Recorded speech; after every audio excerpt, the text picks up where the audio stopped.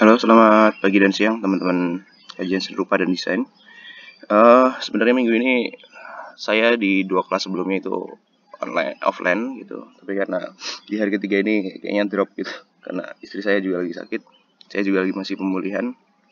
Jadi saya akan memberikan rekaman ini sebagai perkuliahan ke-6 sebelum nanti perkuliahan ke-7 penyampaian berkaitan dengan kisi-kisi UTS dan tanya jawab dan juga mengakar ke hal-hal yang lebih fundamen berkaitan dengan apa yang diujikan nanti di UTS. Melanjutkan dari konsep-konsepnya Roland Barthes gitu. Perlu saya ulang lagi bahwa yang kita pelajari itu cukup kompleks ya, berkaitan dengan sebenarnya posisi teori itu kayak gimana sih gitu. Kan saya menjelaskan teori merupakan explain something gitu. Sama seperti menjelaskan kecepatan. Teorinya kecepatan adalah jarak dibagi waktu, sedangkan teori Roland Barthes semiotika itu seperti ini gitu. Bisa kalian lihat di situ ada denotation, signified, kemudian secara form, secara bentuk dia menjadi konotasi, kontennya menjadi mitos. Penting diketahui bahwa apa yang disebut sebagai teori Roland Barthes semiotika merupakan lanjutan dari teori dari Ferdinand de Saussure. Ferdinand de Saussure hanya penanda dan petanda, signified, signified. Antara realitas dan tanda itu akan menjadi dalam teorinya Barthes first order atau lapis pertamanya. Nah, secara teoritik seperti itu. Kemudian dalam satu teori biasanya dibantu dengan konsep-konsep yang menjelaskan. Jadi yang dinamakan konsep itu, denotasi itu konsep. Signified itu konsep. Gitu. Form itu konsep, konten itu juga konsep. Connotation itu konsep, myth juga konsep. Nah, kita masuk ke dalam mitos, konsep mitos. Seperti tadi, pada kecepatan, jarak itu konsep, dibagi itu juga konsep, kemudian waktu itu juga konsep. Jadi konsep itu membantu sebuah teori untuk menjabarkan lebih jauh. Ya seperti penjabaran lebih detail lah antara teori dan konsep.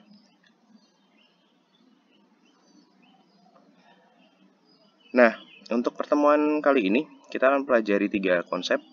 Yang pertama adalah mitos, yang kedua adalah metomini, dan yang ketiga adalah metafora. Kok di sini ada konsep metafora dan metomini Pak yang di bagian teorinya Barthes, karena dia masuk nanti ke dalam connotation, gitu, hal-hal yang tidak terlihat. Tapi mari kita lihat dulu sebenarnya apa yang dimaksud mitos dalam pemikiran Roland Barthes. Nah, basicnya adalah setiap kebudayaan memiliki kekayaan mitos yang hidup dan berkelanjutan satu generasi ke generasi berikutnya, di mana itu biasanya diwariskan. Dan bagi Barthes, mitos menampakkan dirinya pada tingkatan semiotik lapis kedua, yang disebut tingkatan konotatif. Tingkatan konotatif merupakan tingkatan yang nantinya pembacaan penandanya itu bersifat implisit dan tersembunyi. Jadi kalau kita ngomongin tentang kemarin di kelas, contohnya berkaitan dengan bentuk kipas dan tulisan kipas, konsep kipas dan bentuk asli kipas, antara penanda dan petandanya, maka Roland Barthes melanjutkan pemikiran dari Ferdinand de Saussure.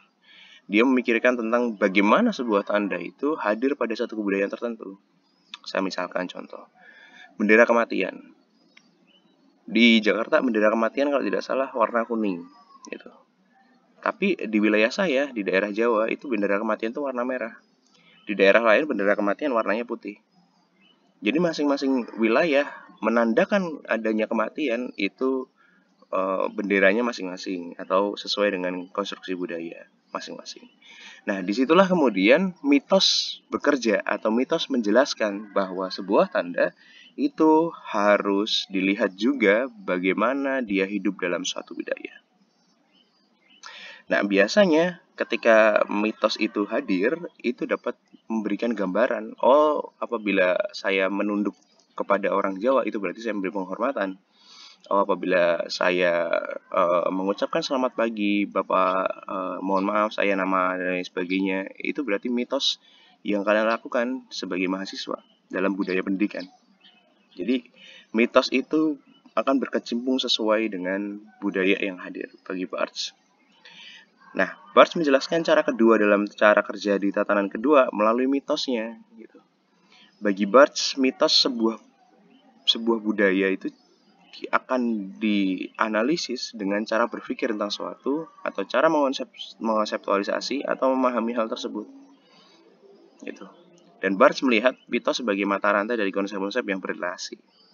Tapi dengan demikian, mitos tradisional tentang polisi misalkan mencakup konsep persahabatan, jaminan, keamanan, solidaritas, dan tidak agresif pada ikannya.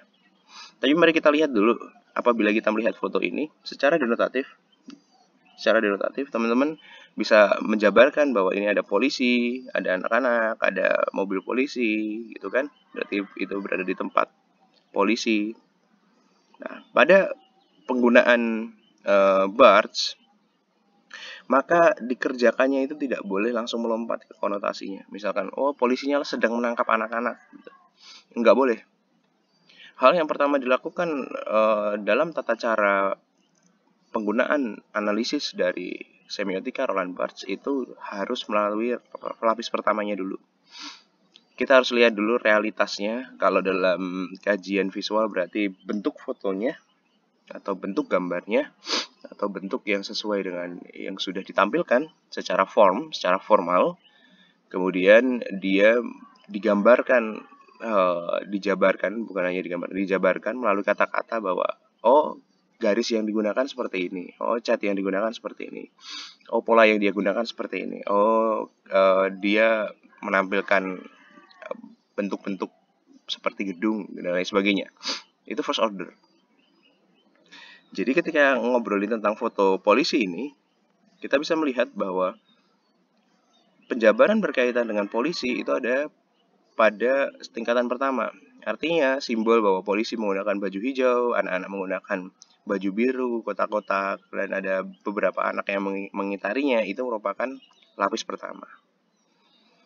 Nah, lapis keduanya adalah pemaknaan, misalkan pemaknaan berkaitan dengan polisinya. Oh, berikut foto tentang sosok polisi Inggris yang jenaka bertubuh gempal sedang menepuk kepala seorang gadis menjadi dasar makna tatanan kedua pada fakta. Nah, bahwa mitos polisi adalah kelaziman dalam kebudayaan. Konsep yang sudah hadir sebelum di foto dibuat, dan foto mengaktifasi mata rantai dan konsep-konsep yang membentuk mitos. Ingat, tadi mitosnya di bagian ini. Di bagian terakhir, menurut Fish, Barthes melihat mitos sebagai mata rantai dari konsep yang berrelasi. Gitu. Misalkan tadi polisi mencakup persahabatan, jaminan keamanan, solidaritas, tidak agresif, dan tidak bersenjata. Nah, pada tataran yang kedua atau lapis kedua, itu mitosnya bisa dijabarkan, konsep yang sudah hadir sebagai foto itu dibuat. Oh, ternyata ini pembuktian bahwa konsep tentang polisi, baru kita ngobrolin tentang polisinya itu baik, polisinya itu bersahabat, dan lain sebagainya. Jika konotasi merupakan makna penanda dari tatanan kedua, mitos adalah makna petanda dari tatanan kedua. Gitu. Jadi bentuk konotasi, seperti tadi di bagian awal, apa yang disebut sebagai konotasi adalah hal-hal yang berkaitan dengan hal yang implisit atau yang tersembunyi. Bisa jadi kita ketika melihat satu karya itu tidak terlihat dia sebenarnya maknanya apa. Itu seperti layaknya karya-karyanya Efek Rudiatmoko, Heri Dono gitu, Agus Moh dan lain sebagainya. Jadi seniman-seniman besar itu biasanya punya pemaknaan tersendiri.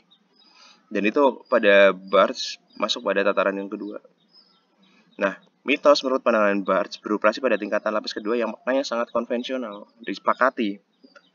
Jadi yang dinamakan mitos seperti tadi ada bendera kematian, dia biasanya itu bersifat konvensional atau sesuai dengan kebudayaan masing-masing. Sehingga apabila kita melihat bahwa mitos yang hadir di masyarakat, kita harus tahu dulu kebudayaan mana yang dia anut atau kebudayaan mana yang dia kecimpungi sebagai ekosistem dari mitos tersebut. Artinya, mitos menambatkan atau mematok angkor makna yang sebetulnya mengapung bebas dan terbuka menjadi makna yang pasti dan terpatok. Mitos juga mengalamiahkan sesuatu yang arbitrer. Artinya ketika kita ada misalkan di Jakarta, nggak mungkin kemudian bendera kematian kita ganti dengan warna hitam misalkan, tiba-tiba. Nah, seperti yang sudah saya bilang tadi bahwa dalam penjabaran untuk mencapai pada titik analisis Barthes, kita harus step by step sesuai dengan pemikirannya Barthes. Yang pertama adalah berkaitan dengan tandanya dulu dihajar, gitu, analisisnya. Konotasi dan kode, baru kemudian denotasinya, baru ke mitosnya. Ini merupakan cara untuk mencari mitos sebenarnya. Bisa juga dengan skema yang satunya, dari tanda, konotasi, kode, denotasi, dan mitos ini, itu merupakan prosedur analisis bertahap, yaitu analisis tingkat konotasi, analisis kode, analisis denotasi, dan terakhir analisis mitos, yaitu makna-makna yang lebih dalam yang berasal dari ideologi dan keyakinan sebuah masyarakat. Misalkan, di dalam sebuah iklan mitos tentang subordinasi, bahasa gampangnya adalah tentang bukan pengaruh utamaan. Kalau kalian pengaruh utamaan agak sulit. Bagaimana perempuan itu ditampilkan, subordinasi perempuan itu, bagaimana perempuan itu ditampilkan dalam iklan, itu dapat ditampilkan lewat penampilan gambar-gambar yang memperlihatkan dominasi pria. Jadi seperti Porsche gitu, iklan Porsche, iklan Lamborghini gitu kan, yang mana target marketnya itu laki-laki, biasanya itu menampilkan dominasi laki-laki terhadap perempuan. Iklan Axe juga sama, parfum, bahwa kalau pakai Axe perempuan langsung klepek-klepek kan gitu. Nah, mitos itulah yang kemudian bisa menjadi sumber untuk melihat bagaimana kebudayaan yang melingkupi pada tanda yang dihadirkan. Begitu. Jadi kita langsung masuk juga ke konstruksi konsep kedua dan ketiga berkaitan dengan metafora dan metomini. Nah, konsep teori dari metafora dan metomini itu dilandasi prinsip yang menyatakan bahwa fungsi puitis proyeksi, prinsip evakualensi dari poros seleksi ke poros kombinasi. Kenapa kita belajar atau kenapa Barthes memberikan gambaran tentang metafora dan metomini? Karena kita bisa melihat bahwa satu tanda itu sebenarnya yang tadi dihadirkan pada mitos itu tidak serta-merta kemudian hanya muncul begitu saja gitu. Biasanya apa yang muncul dalam penandaan, misalkan penanda ini pertarungan Singa dan Banteng, Raden Saleh misalkan, itu kita seakan-akan itu sebenarnya yang diceritakan tuh ternyata bukan pertarungan Banteng dan Singa loh gitu. Yang diceritakan itu adalah kondisi politik Indonesia saat itu loh gitu, misalkan kayak gitu. Nah, untuk melihat itu, maka kita perlu melihat bagaimana penggambaran yang digunakan oleh tanda tersebut dalam mengkonstruksi satu makna. Nah, dasarnya adalah dari metafora dan metomini. Metafora dan metomini ini diambil untuk menjabarkan bagaimana hal-hal yang implisit itu dijelaskan lebih detail. Apakah dia bentuknya metafora berdasar pada prinsip semiliartas gitu, atau didefinisikan metafora merupakan perbandingan tersirat di antara kedua hal. Misalkan ada kata penghubung biasanya, bagaikan laut tak bertepi gitu, laksana malam penuh bintang gitu, laksana dingin tanpa ada kehangatan dan lain sebagainya. Untuk mendapatkan sebuah simile, hal yang diperbandingkan harusnya berasal dari kelas yang berbeda dan konteks yang berbeda pula. Nah, ini dalam pemikiran kemarin di pertemuan keempat kalau nggak salah, berkaitan dengan paradigmatik dan sintagmatik. Jadi kalau di sini dicontohkan, aku mengagumi Pak Dirman. Pak Dirman ini bisa berupa kata yang lain dengan harimau Jawa, permata hitam, keris berkelok, api dalam sekam, dan lain sebagainya. Fungsinya untuk apa? Ketika kalian baca novel, kalian akan ada hal-hal yang berkaitan dengan penyebutan lain dari si tokoh. Gitu. Apakah sang pemimpin, gitu, atau sang pisang, dan lain sebagainya. Jadi yang dinamakan metafora, dan teman-teman juga sudah dapat mata pelajarannya di mata pelajaran bahasa Indonesia SMP, saya pikir ini cukup gampang menjabarkan apa sebenarnya metafora yang hadir dalam satu bentuk tanda. Nah, yang kedua itu metomini diturunkan pada prinsip kontiguitas. Kontiguitas itu merupakan keberdampingan atau kemelekatan. Misal, apa yang ada pada dirinya itu ditampilkan dengan kata yang lain. Misalkan Pak Dirman itu bertubuh jangkung, berkulit hitam, berparu-paru sebelah, bernyali besar. Karena itu yang berkaitan dengan fisik dari Pak Dirman itu sendiri. Nah, secara paradigmatik itu bisa menjadi lebih terjabar lagi, lebih terkonstruksi lagi gitu. Nah, Dari situlah penjabaran berkaitan dengan konotatif atau hal-hal yang implisit itu bisa dijelaskan secara lebih eksploratif atau lebih terjawab. Sebenarnya dia tuh konotasi macam apa sih? Apakah dia berkaitan dengan dirinya sebagai metafora atau dia berkaitan dengan di luar dari dirinya sebagai di dalam dirinya sebagai metomini, di luar dirinya sebagai metafora. Hal-hal kayak gini sebenarnya pernah kalian pelajari, hanya kita perlu untuk mendefinisikan lebih jauh akarnya mau kemana. Oke, itu untuk materi hari ini, dan tugasnya adalah kalian menjabarkan lebih detail berkaitan dengan topik kalian. Jadi saya memberikan contoh di hari ini satu jurnal cara menganalisis dengan menggunakan BARTS, dan itu cukup representatif, melihat bagaimana konotasinya, bagaimana mitosnya, dan lain sebagainya. Dan itu bisa kalian gunakan untuk sebagai gambaran. Sebenarnya misalkan dalam satu videonya Alfie Rev di Wonderland Indonesia misalkan, itu teman-teman bisa mengambil sesuai dengan topik teman-teman sendiri. Jadi tidak asal satu video itu dikaji semua, enggak. Ini misalkan di Wonderland Indonesia, Alfie Rev itu kan menampilkan banyak hal. Contoh, ketika pertama, Indonesia is the most wonderful in the world, segala macam. Lalu di situ ada gambar menampilkan rumah adat.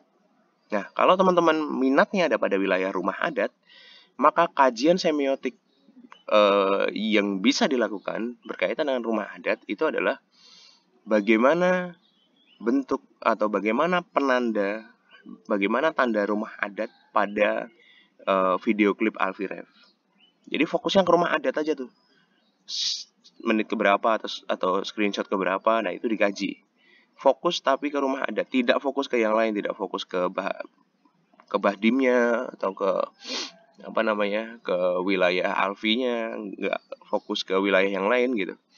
Atau teman-teman tertarik kepada baju adat, itu juga sama, berfokus juga ke baju adatnya. Bisa dibandingkan misalkan baju adat pada video Alfie Rev dengan baju adat yang ada pada video misalkan tari apa gitu, misalkan, atau konsep kebudayaan apa gitu.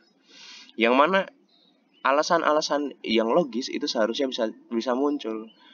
Jadi kalau kalian bayangkan dalam sebuah kajian itu objeknya itu harus diselesaikan, itu nggak harus kayak gitu. Tergantung sudut pandang atau paradigmanya itu kayak gimana. Gitu. Nah, contoh lain apabila kita ingin mengkaji berkaitan dengan pertarungan banteng dan singanya Raden Saleh yang ini di sini, itu teman-teman juga bisa lihat sebenarnya bentuk banteng dan singa yang bertarung itu menggambarkan apa. Hal-hal yang sifatnya implisit kayak gini yang sebenarnya harus fokus apa yang pengen kalian kaji. Dan dari jurnal yang sudah saya share itu memberikan contoh yang baik. Maka tugas kalian adalah tulislah minimal 1000 kata berkaitan dengan pendahuluan yang komprehensif. Apa urgensi penelitian kalian perlu ditampilkan, atau apa pentingnya, apa ketertarikan kalian. Gitu. Apa juga yang menjadikan latar belakang kalian itu mampu atau menarik untuk mengkaji satu bentuk visual ini. Disitulah teman-teman perlu mempertanyakan lagi atau bertanya lagi pada diri teman-teman sendiri. Sebenarnya gue tuh mau apa sih? Jadi nggak hal-hal yang umum seperti minat saya ada di fotografi gitu. Tapi fotografi seperti apa? Dan isu apa yang sebenarnya itu kalian tertarik. Contoh ketika ada fotografi berkaitan dengan isu-isu 98 misalkan, tentang kemerdekaan, reformasi 98. Itu teman-teman bisa melihat bagaimana bentuk fotografi atau tanda-tanda yang muncul pada fotografi di isu 98. Nah, hal-hal kayak gini itu perlu dipertanyakan lagi ke dalam diri kalian, apakah kalian benar-benar mau di situ atau tidak. Itu akan sangat bergantung pada minat kalian masing-masing. Oke, saya ulangi lagi, tugas kalian adalah membuat 1000 kata berkaitan dengan pendahuluan penelitian atau pendahuluan tulisan yang sudah saya bisa contohkan dalam tulisan yang sudah saya share. Teman-teman bisa mulai menulis dan deadline-nya adalah 1 hari sebelum kuliah minggu depan atau kuliah terakhir sebelum UTS. Begitu kira-kira teman-teman. Apabila masih ada kebingungan atau masih ada obrolan yang perlu kita bahas, kalian bisa tanya di WhatsApp grup untuk bisa kita diskusikan. Thank you, selamat pagi dan siang.